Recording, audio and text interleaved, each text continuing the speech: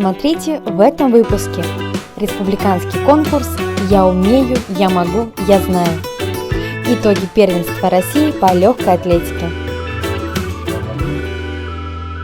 В специальной коррекционной общеобразовательной школе-интернат номер 34 прошел 4-й республиканский конкурс детских проектов «Я умею, я могу, я знаю» среди учащихся коррекционных учреждений. Тема нынешнего конкурса стала «История школы моей». В конкурсе приняло участие 56 ребят из 13 республиканских коррекционных общеобразовательных учреждений 7 и 8 видов. На суд жюри было представлено 36 детских проектов, защиты которых проходили по 3 возрастным категориям. Данный конкурс на республиканском уровне проводится уже 4-й раз. Раньше мы проводили на школьном уровне, потом вышли на городской уровень и решили это мероприятие уже проводить с нашими коллегами из коррекционных школ со всей республики. И, конечно, отрадно, что наши коллеги поддерживают это мероприятие, потому что целью данного конкурса является повышение познавательных активности наших учащихся. Сегодня мы узнали об истории создания всех школ, о ветеранах, педагогах, многие дети рассказывали, о традициях школ. С каждым годом, конечно, качество работ, конечно, повышается, улучшается. Очень много интересных проектов, где действительно видно самостоятельная работа наших учащихся.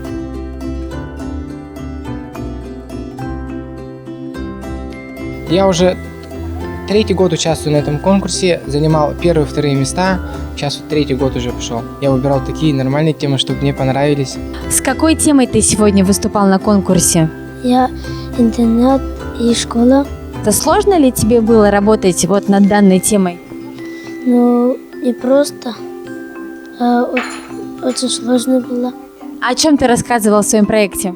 Про свою школу с моим другом Леней. К выступлению мы готовились.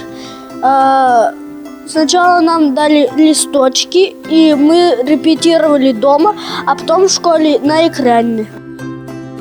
Все участники конкурса получили сертификаты об участии, а победители разделили призовые места. По словам организаторов, в планах проведения заочного участия в республиканском конкурсе детских проектов «Я умею, я могу, я знаю» для детей специальных коррекционных учреждений из отдаленных районов.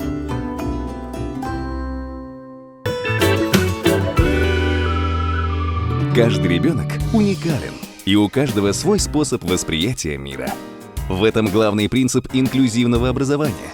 Инклюзивное образование – это возможность любого ребенка получать знания по программе с индивидуальным подходом. Это значит, что ваш ребенок получит равное внимание с учетом его особенностей и возможностей. Выбирая школу для своего ребенка, проверьте, есть ли в ней инклюзивный подход. Дети должны учиться вместе. В городе Саранск прошло первенство России по легкой атлетике по спорту глухих. Также в городе Чебоксары завершилось первенство России и всероссийских соревнований по легкой атлетике среди спортсменов с поражением опорно-двигательного аппарата. Якутские спортсмены в том числе показали себя на высшем уровне. По итогам соревнований наши спортсмены завоевали всего 17 медалей. 6 золотых, 8 серебряных и 3 бронзовых медалей. Леонид Душкевич и Александр Елисеев получили приглашение на юношеские игры IWOS в составе сборной России, которые пройдут в июне месяце в Венгрии. Стоит отметить, что якутские спортсмены стали постоянными участниками крупномасштабных соревнований федерального уровня. Каждый год они успешно соревнуются с ведущими мастерами спорта страны. Желаем нашим спортсменам успехов, не останавливаться на достигнутом и смело идти вперед.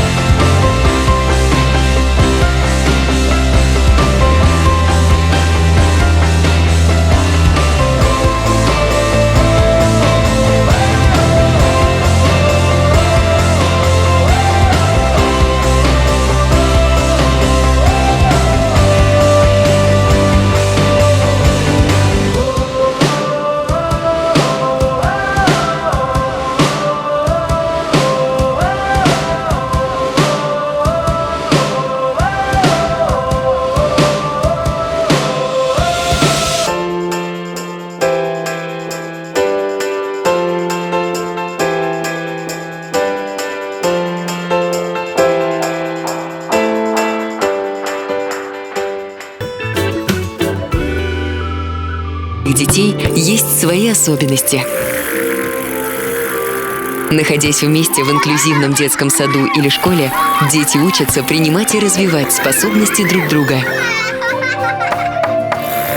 И если учитель помогает им в этом, то особенности становятся преимуществами. Дети должны учиться вместе. Узнайте больше на сайте perspektiva-inva.ru. Благотворительный фонд Харысхал совместно с компанией «Айгуль» и доставкой цветов «Роза на дом» провел небольшой эксперимент с особенными детьми и их мамами. Ничего ценнее нет маминой улыбки. Убедитесь в этом сами. Маму зовут, а зовут? Мама Инна Васильевна. Настраева Анна. Лия. А Роза? Она работает в офисе. А с этим номером ты управляешься? Но она заботливая. Красивая. Красивая, добрая. В обеде мы что-то приготовим, и мы помогаем маме. Хорошая, счастливая, С длинными волосами. но строгая иногда бывает. Умная. Готовить очень любит. Спасибо, что рассказал о своей маме. Мы дарим подарок тебе и твоей маме. Но у нас есть одно условие. Ты можешь забрать только один подарок. Мы даем тебе время на размышление.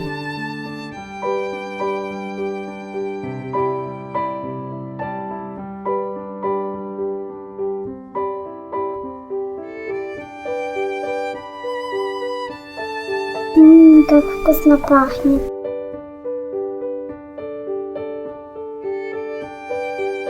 Я люблю. Но сегодня я это возьму. Я возьму цветы. Хочу подарить маме это. Хочу подарить. Цветы? Вот это. Ну, потому что 8 марта... Потому что мама любит цветы. За то, что ты выбрал подарок для своей мамы, можешь забрать оба подарка. Спасибо.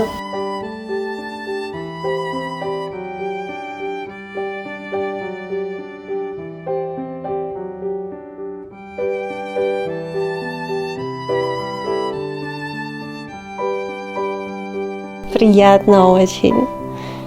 Я была очень приятно удивлена, что они предназначены мне.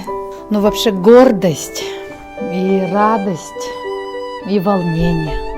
Между своим подарком и подарком маме он выбрал мою. Это счастье, радости.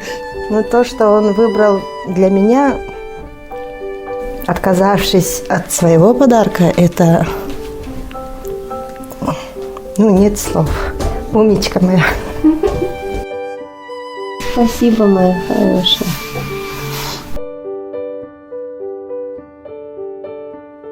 Это счастье. Несмотря на наше положение, финансовое состояние и особенности здоровья, человеком под номером 1 всегда будет мама. Дорогие наши мамы, спасибо вам за все. Мы бесконечно вас любим. Низкий вам поклон. Все дети имеют одинаковые права, независимо от цвета кожи, пола, возраста, особенностей или религии. Они имеют право на равный доступ к образованию, на защиту от дискриминации и на полноценную семью.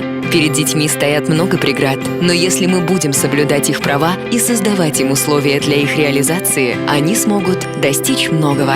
Каждый ребенок особенный. Все дети равные. Узнайте больше на сайте perspektiva-inva.ru.